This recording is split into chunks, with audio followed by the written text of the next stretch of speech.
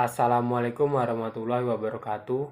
Nama saya Syahril Ababil dengan nomor NPM 269201008, Prodi Sosiologi, Fakultas Ilmu Sosial dan Ilmu Politik. Di sini saya akan menjawab pertanyaan-pertanyaan UAS. Yang pertama yaitu tentang jelaskan pengertian gender. Kemudian yang kedua, jelaskan bentuk-bentuk ketidakadilan gender beserta contoh tindakannya. Dan yang ketiga, jelaskan indikator keadilan gender. Dan yang keempat, jelaskan apa itu paham feminisme. Kemudian pertanyaan yang terakhir, jelaskan pengertian kekerasan terhadap perempuan serta faktor pendorong tindak kekerasan terhadap perempuan. Nah, yang pertama yaitu tentang gender. Apa itu gender? Gender adalah tentang perbedaan sifat, karakteristik, tanggung jawab, dan peran yang dilekatkan antara laki-laki dan perempuan yang merupakan hasil dari rekonstruksi masyarakat. Nah, kemudian yang nomor 2 yaitu ada beban ganda. Beban ganda merupakan tanggung jawab secara berlebihan yang seharusnya dapat dilakukan pembagian tugas antara laki-laki dan perempuan. Contohnya, seorang istri harus melakukan pekerjaan rumah tangga seperti memasak, mencuci, kemudian berbelanja, mengasuh anak, dan melayani suami. Kemudian wanita itu harus bekerja juga di luar rumah. Sedangkan suami hanya bekerja saja tanpa mengerjakan tugas rumah yang umumnya dilakukan oleh sang istri. Kemudian ada lagi yaitu marginalisasi. Marginalisasi merupakan suatu proses peminggiran dari akses sumber daya atau pemiskinan yang dialami perempuan akibat perubahan gender di masyarakat.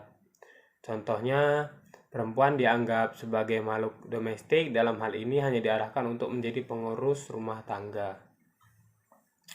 Kemudian ada lagi yaitu diskriminasi. Diskriminasi merupakan tindakan pembedaan karena jenis kelamin, suku, agama, dan ras. Misalnya, perempuan tidak harus berpendidikan tinggi dan harus bisa memasak. Kemudian sedangkan laki-laki harus berpendidikan tinggi dan harus bekerja di luar rumah. Kemudian nomor 3 yaitu tentang indikator gender. Indikator gender adalah petunjuk yang memperlihatkan seberapa jauh dan dengan cara apa program-program dan proyek-proyek pembangunan mencapai tujuannya, yaitu kesetaraan gender. Indikator yang peka gender mengukur perubahan ketimpangan gender menjadi kesetaraan dari waktu ke waktu. Dan yang nomor 4 yaitu apa itu paham feminisme. Paham feminisme merupakan serangkaian gerakan sosial, gerakan politik, dan ideologi yang memiliki tujuan yang sama, yaitu untuk mendefinisikan pembangunan dan mencapai kesetaraan gender di lingkup politik, ekonomi, pribadi, dan sosial.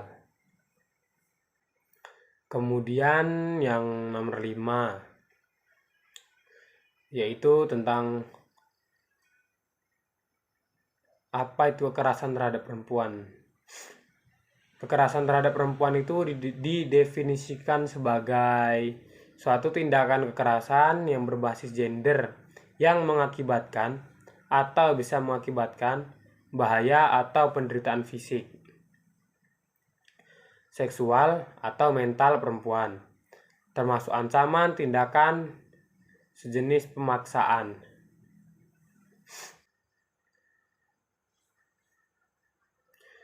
Kemudian ada lagi yaitu faktor pendorongnya.